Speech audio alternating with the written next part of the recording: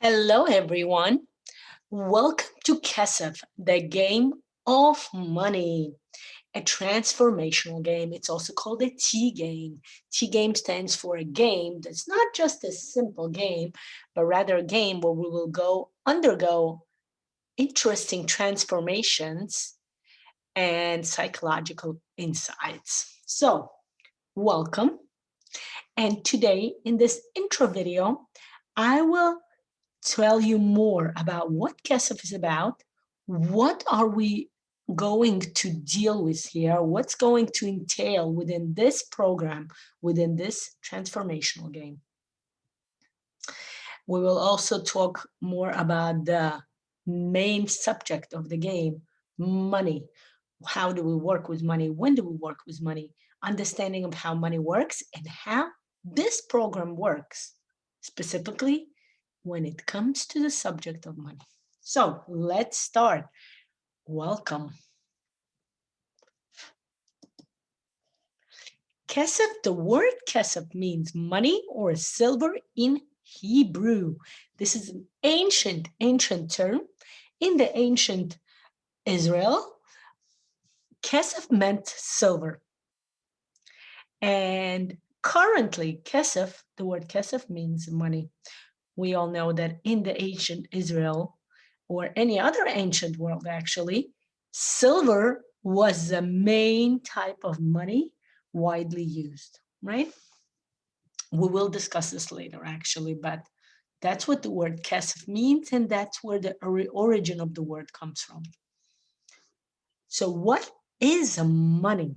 When we talk about money, right, since we started talking about kesef, so money is an entity that allows people to trade goods and services indirectly, communicate the price of goods, and it provides individuals with a way to store their wealth over the long term. So before money was invented, before money came into reality, people would acquire and exchange goods through a system of bartering. Bartering means you trade directly goods and services. Right? You can see that here, right? I'm giving you an apple, you're giving me a banana. I'm giving you the shoe, you are giving me a shirt. I'm selling you fish, and you are giving me a piece of cake. People will get things or food in exchange for something they offered. Also the same thing, either an item or a service. And that was called a barter, an item for an item or an item for a service.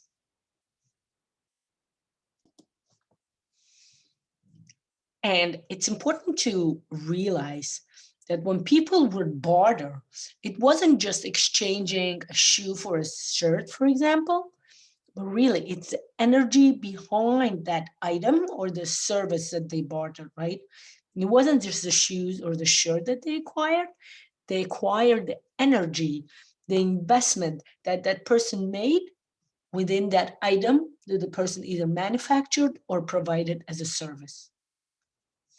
And it's important to notice that that's the energy. That's what was emphasized, that I am giving you my shoes that I spend my time doing, manufacturing. I spend time and energy doing it.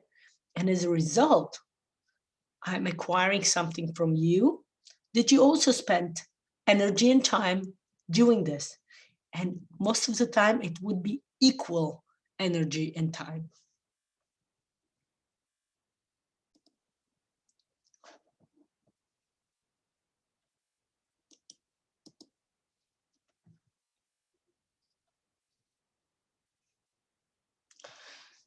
With time, money was introduced as an alternative to bartering. So people would use money as a universal way to exchange for an item or a service for money, which then they would exchange for another service or item, hence expanding the options available to each person or a group of people.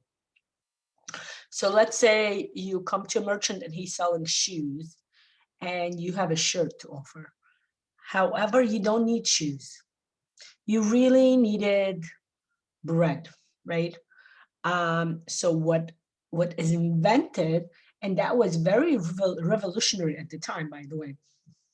What was invented was the exchange system, where you would sell the shirt to the merchant for something, an entity called money, and you can use that money to buy something from a different merchant. So of course, originally that was not, that was not a really well accepted by the merchants, by the system.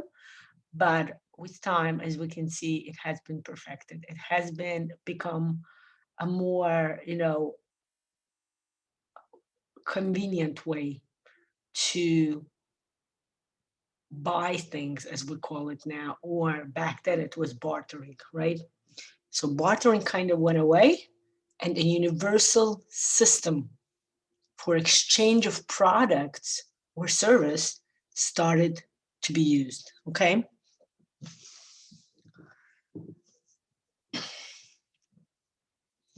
So originally money as a currency was used in the form of coins, right? And we know that makes sense because coins had value, right? It was either made of silver, which was widespread. More, rich people would use gold. That was like, a more posh way to use money. Not everybody had gold. That was rare. Silver was much more widespread. And of course, with time, copper and lead was introduced. Both of those items are less in value than silver. Copper is a little less, lead is a lot less. And money was used as a way to bring value, right?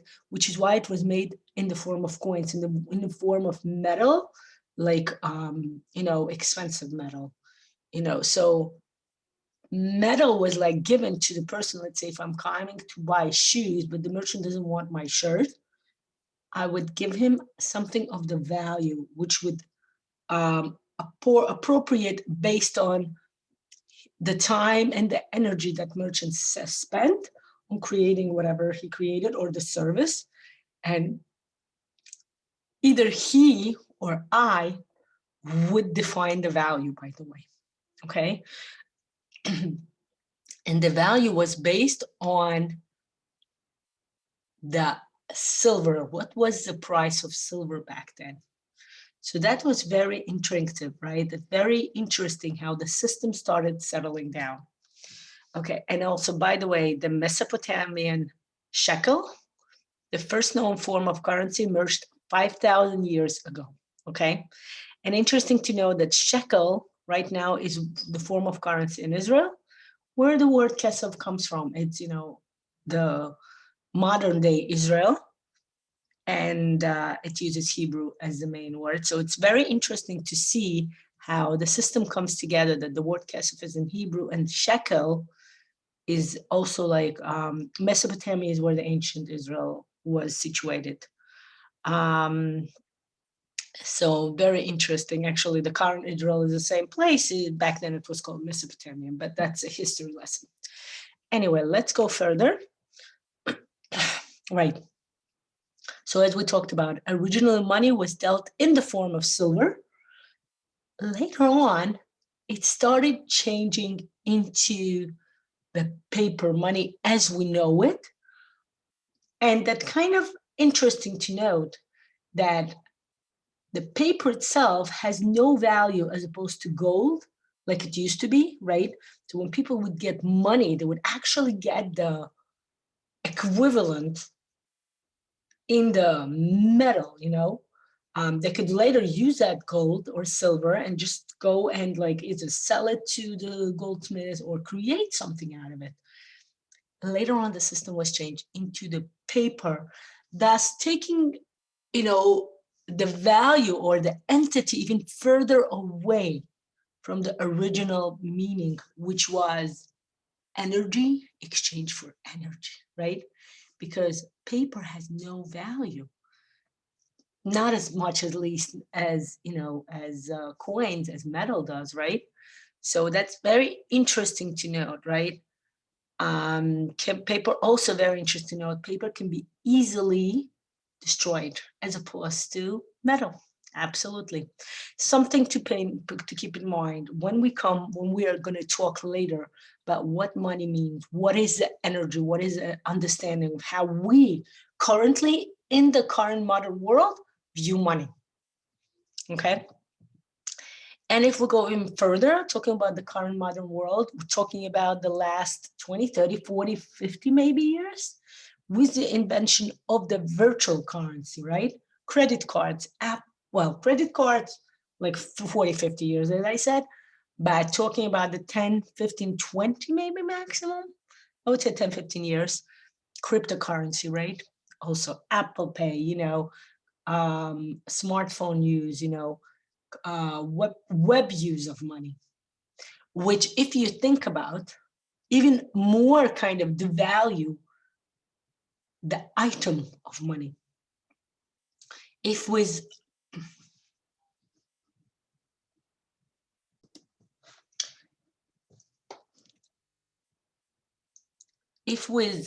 metal, we talked about it actually having value, and with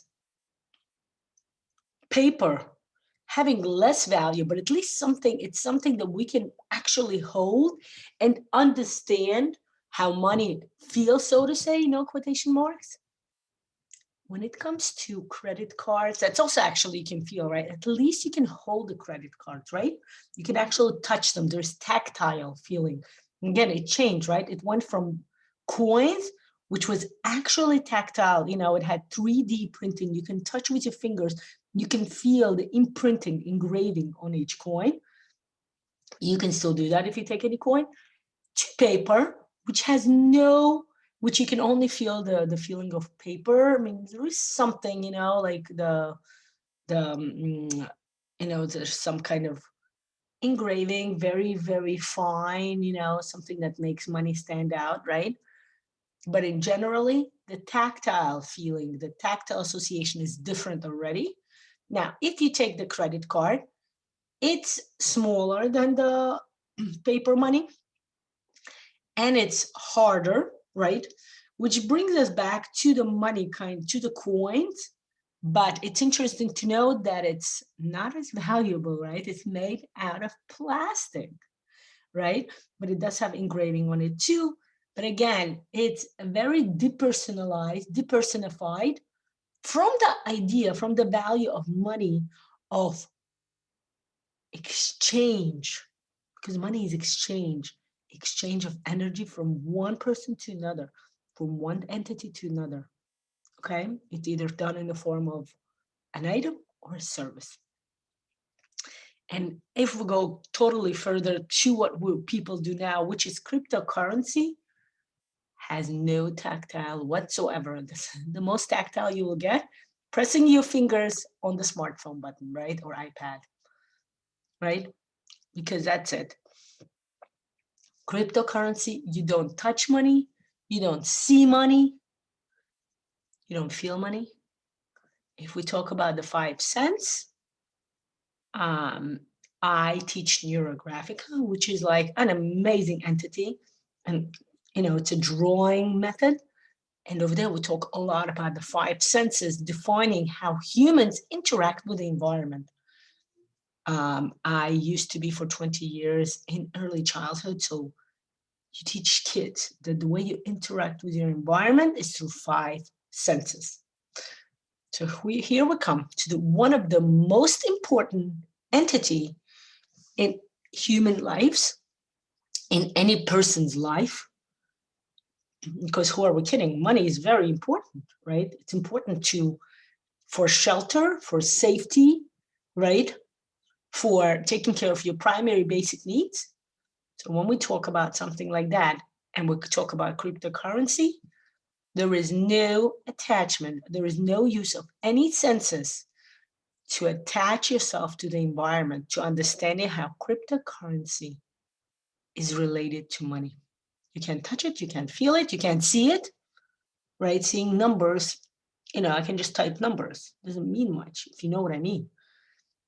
So that's very important to notice that as the progress goes with history, the understanding of what the exchange of energy was, how it transferred into the entity called money, and how slowly that entity started losing its physical value, attaching its mental value, right? Because we mentally understand. If we log it into the bank account, we mentally understand what the number on the screen means, right? So let's go further. Okay, now that we discussed a little bit, of course, very little bit, right? Honestly,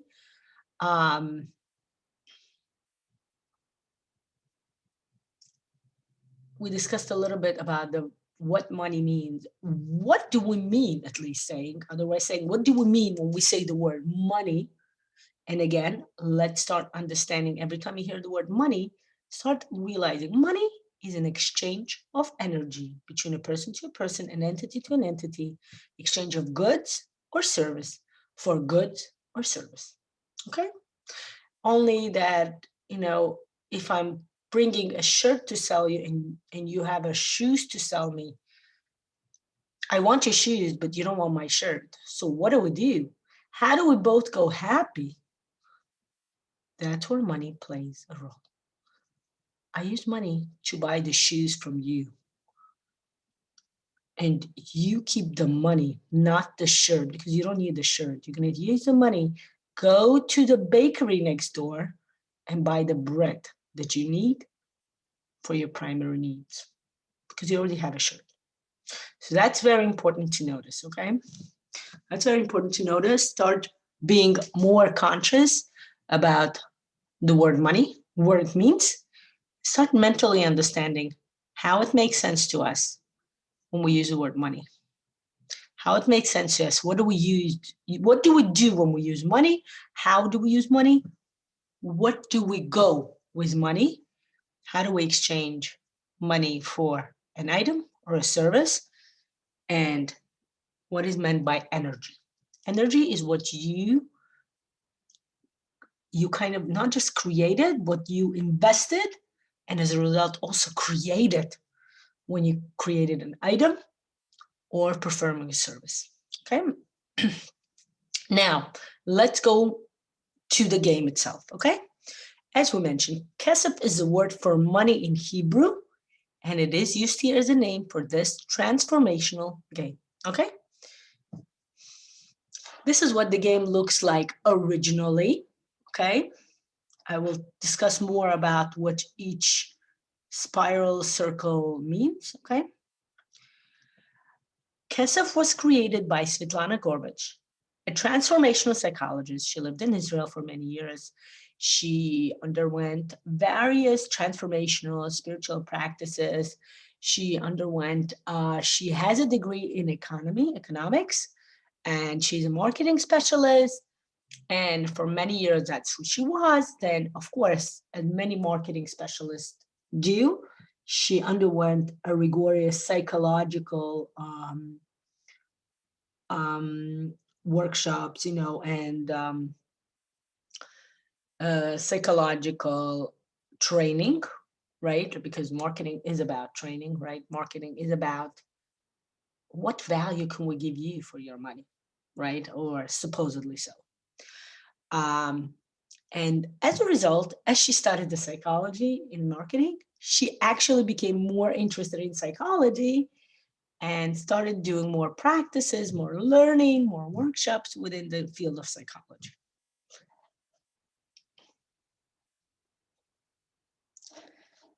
So currently, in the Russian-Ukrainian field of psychology of money, because there is such a field, psychology of money, and it's not about just marketing, it's going way beyond marketing. It's actually for people on a personal level.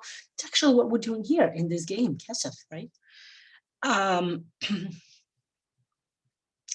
And she's a prestigious expert on money and psychology. She currently lives in Odessa. It's a beautiful city by the Black Sea, Odessa, Ukraine. She leads businesses and individuals all over the world in developing personal and corporate success stories with money, income, financial stability, and more. So in addition to that, just want to let you know, I personally know Svetlana, of course, beyond Kesef. She is a certified trauma and stress relief expert. She currently has another game called, which I am actually becoming certified in it as well, called Metaphysics of Money. That's working out a program for businesses to figure out, again, from a psychology of money point of view, psychology of energy of money, maybe I should say, how somebody's business is working, surviving, succeeding, prospering, etc. So that's something I'm looking forward to, bringing more to you. So this is Svetlana, as you see her in the picture, and what you see now behind her is the game. Okay, this is as we see the spread out that I showed you in the previous picture, right? It has transformational cards. We will be using them. They're called metaphoric associative cards. I will explain what to do with them. And as you can see, it has like an array of, you guessed it, coins. Now, interesting, when I looked at it at first, my first question to my mind was, are they real or is it plastic?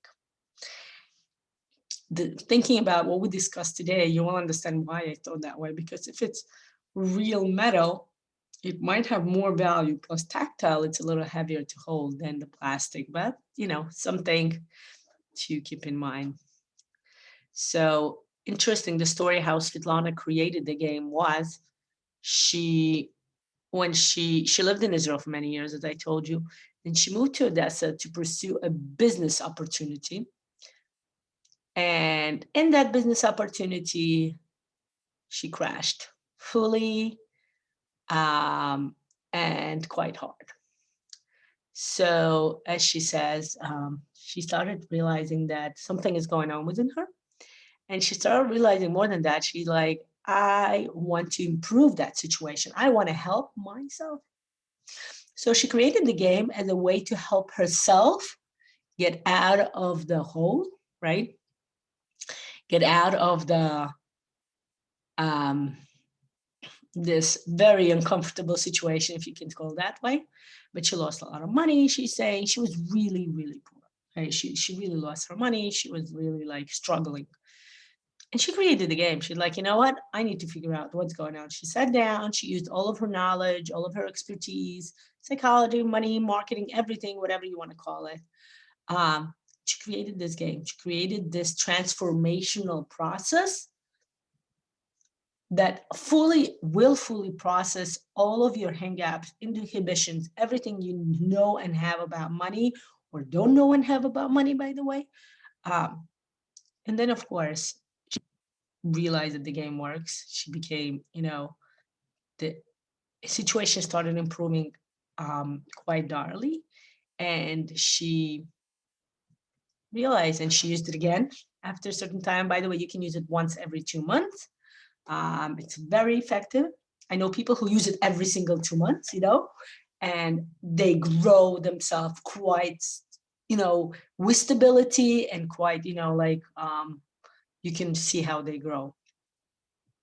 But, and then she decided that she wants to make the game accessible to others. And that's how the game came to life.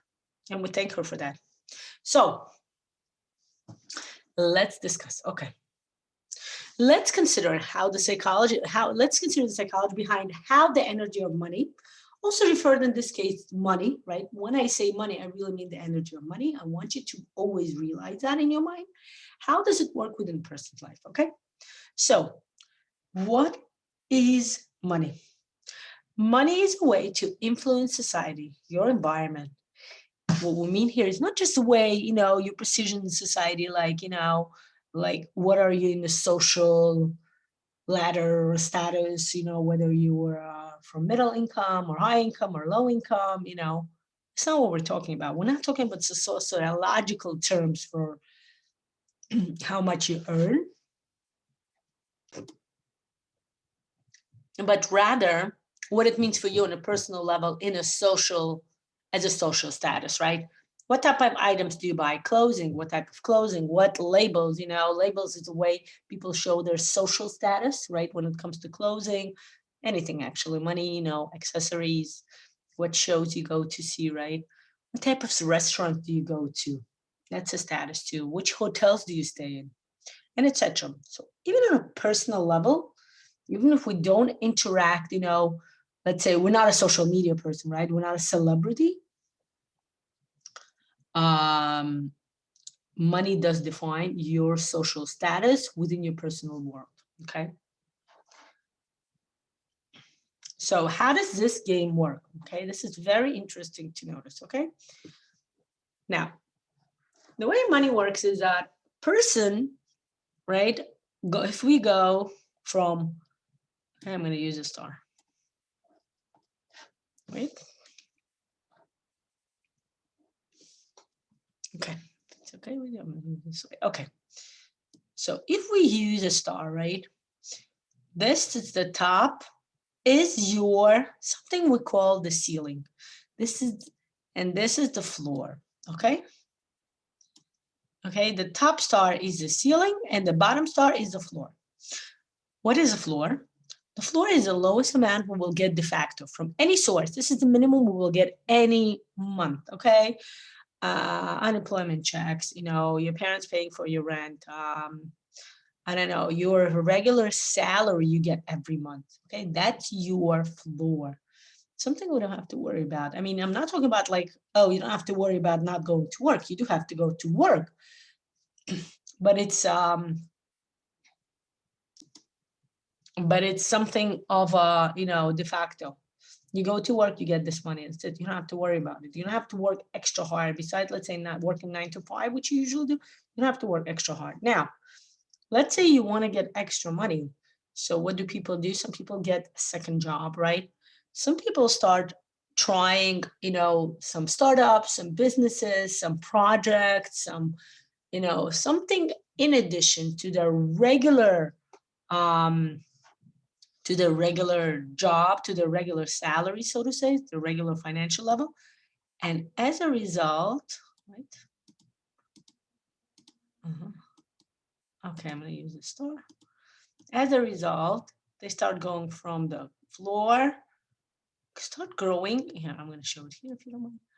They start growing on this curve, right? They start increasing their amount of money they make, okay? Sometimes, and that's something that happens lately, right? People don't necessarily have to start a new business or a startup, but they start working on their inner mental, emotional, and spiritual self. And they start doing, seminars, training, understanding like what we did now, understanding what money means, how does it work, what happens when we use money, when we talk about money, when we bring money out, what happens there? And that's how people grow, right? And then they get to the very top and they reach something called the ceiling. Ceiling is the highest you can ever get. You will stay within the ceiling. The highest you can get with all the extra work you do, you cannot go higher than this. That's your ceiling, okay? What is it based on? Certain mental, emotional, psychological, spiritual, deep inner ideas about how money works and what a person is worth, so psychological, as we mentioned. All of these factors play a role in how a person defines his or her ceiling, okay? Just for you guys to understand. Okay. So that's always important to notice, that a person always goes between the floor and the ceiling, right? So as you can understand now, let's say with pandemic, the people's floor have went really down, right? Because some people lost their jobs and everything, right? Let's talk about something like 10, 20 years ago with the whole startup nation, the whole startup ideas, the whole startup generation. People would easily go from having no to really, and their ceiling would be really expanded, right? Right, they could go up high here, right? And people did that, right? I personally met like a startup guy. He was telling us a story, and very interesting, very, very interesting, very exciting to do. So what happens here? Something called, why do people go up and down, but always stay within the floor and their ceiling, okay? And so when the person would start at the bottom, the law of development, something called the law of development will start coming. Okay, what is the law of development? The law of development is when a person starts working, a person is here at the floor, 9-to-5 job, and something within that person starts saying, let's increase one's financial level. Sometimes it's not within the person. Sometimes it's outside of the person, right? Sometimes it's circumstances, life, family, kids, right? Sometimes it's your deep, your desires, person's outer desires, you want a new car, you want to travel, you want a new clothes. Sometimes it's really something within deep. It's called the law of development, because within you, you get a yearning that you want to grow. You want to do something more than just, doing your regular job. And that law of development is what ensures that a person doesn't stay on the floor. The person starts growing and growing and growing and growing. As soon as a person passes more than halfway toward the ceiling, right? Something called the law of homeostasis here, where it says number 2, start to work. What is the law of homeostasis? Homeostasis is the ability or tendency to maintain internal stability in an organism to compensate for environmental change. What does it mean here? It means that as soon as you start changing, and the changing occurring way too much, more than 50% where you were, right? More than halfway, your homeostasis, in psychology, by the way, this is called ego. It starts working to maintain, to make sure you are safe and sound, right? That you are not going to go into uncharted, unfamiliar territory where you don't know. Yeah, maybe it's going to be more money, but yeah, it may not make you happy, may not do this and that. A lot of outer stories that we hear, what we read, media and all of that, it plays a role in the way we understand how we would be once we become richer, make more money, bring in more money, receive more money without working, right? Boom, did some of you have just a blow when I said that, right? All of that is what holds us back. It's called the law of homeostasis. It works for any person. It's for keeping the system intact, because we already know that system works. Yes, it's 9-to-5 job. It's boring, but it works. And you know what? You're going to go and make your money, okay? Okay, so also the way the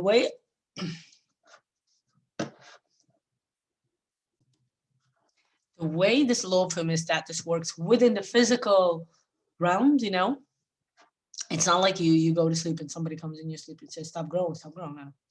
It really happens very realistically, So let's say a person starts growing, right, gets more than halfway. The way it starts working is that the person's desire to grow will slow down. One will start to think and feel that he's tired, there's no strength to function, right? I start thinking about, oh my God, my kids don't see me enough. My wife doesn't spend enough time with me. My interests, my hobbies, I used to love, I don't know, going skiing. I stopped doing it because, I started to start off this business, and, I need to do what's important for me. My main job, 9-to-5, I'm more tired. So my boss is not happy. My job is not developing as well. So I may lose, notice the thinking here, right? Association. I may lose my main form of income. Boom. You start, you barely get to the top. You may not even get to the top. Very lucky ones get to the top. You may stop here. You may stop here. You may get a little further. But you will not touch the ceiling, you know? The star will not touch the ceiling, okay? Your desire will not be up. And what happens? You start going down, spending time with kids, doing everything possible, and that amount, that part starts, you got to your floor again, okay? So what happens is that person always goes between the floor and the ceiling, right? You always get your, let's say, you always get your paycheck, right? Your regular monthly paycheck. But sometimes you would go up because, you know, whatever, you're selling some Melaleuca products. I used to do that.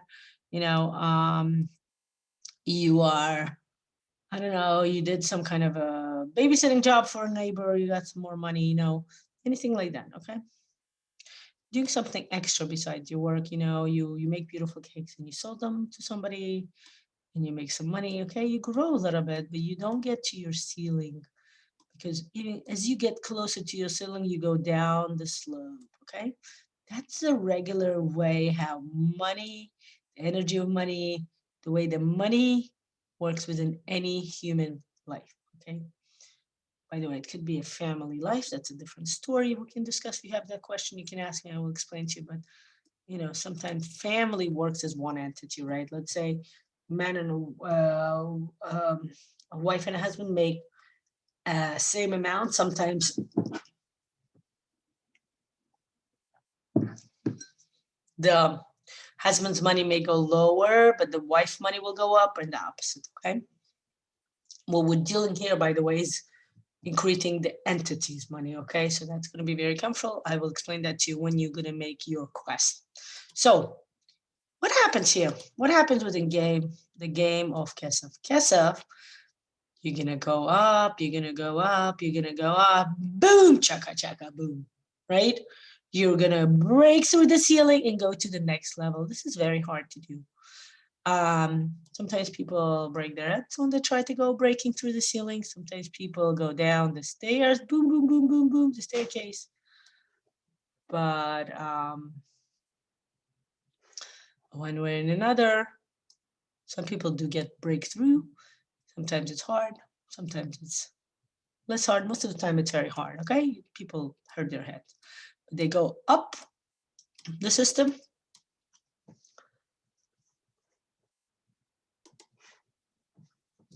And if they're lucky, they stay within this system. They don't go down and they don't go even down the floor, okay? That's important to notice. Okay, so what are we doing in this game? Okay, per se. 1 second, okay. In this game, okay, this is important to notice.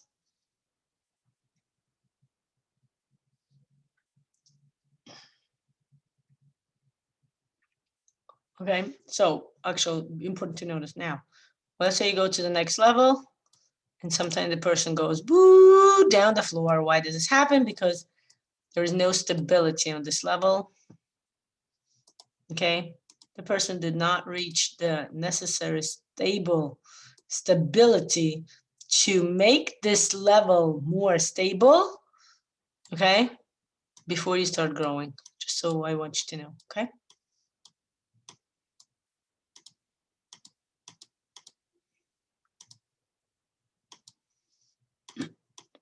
Okay, that's why the person goes very high up very quickly and boom, goes down.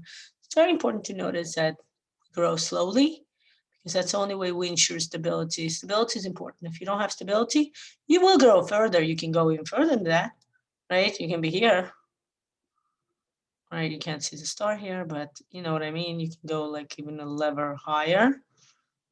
But, you know, the problem is with that is that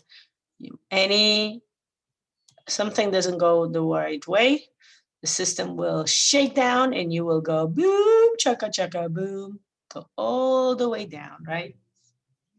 We don't want that to happen. We want to ensure that you get to the second level, you are stable there, and you continue growing up within this new level. Okay, so what was the ceiling in your first level will become the floor in your second level, right? And based on that floor, you can continue growing. Let's say you start with this floor, this is your regular stable monthly income. and you start growing and growing whatever you want to do. Sell extra cake, sell Melaleuca, perform some services, do a babysitting job, you know, do some project for your work or some other agency or company or firm, and you get more money. And then as you go down the curve, you will ensure to stay here. You will not go down. What Kesef the Game does is help you work through the way to, first of all, break through the ceiling without hurting your head, without any, you know, external kind of physical or any mental kind of breakdown or any, you know, any hangups, any negative connotation, but rather positively go over, because we will work through all of the inhibitions on this first level. Okay, you will through all of the inhibitions, you will work with whatever is holding you back, and you will go further up. Because once you receive this, that's, by the way, completely different. Learning that the law of perception, you know, the way you see things is the way things will become realistic reality within your life. So you will start growing and growing and growing, and you will go through the roof. Because you know what? Once you start working through all of your ambitions, your perception changes to the roof. Voila, you start seeing, you know, window in the roof, right? What do you call them? You know, the ones they have in those really cool cars, you know, and it will make you go further up and up and up. You know, how you come to have somebody's house? Does everybody know what I'm talking about? When you come to somebody's house, you look up, most of the time it's in the living room, dining room, you look up and the ceiling has a window. And more, what's more cool, you can open that window if you want, you know, you have to be careful, you know, to close it once it starts raining, but there is that ability, you know, to do that. And it's a very cool thing, I must tell you that. I personally love that. So that's what happens, right? Once you start working through the Kesef game, your inhibitions start being transformed. So that's important to notice. We don't make inhibition go away, transform them. So everything you have in your life is a resource. Now, whether it's negative or positive is something you have to figure out. If it's negative, getting rid of it doesn't work. What helps is transforming it.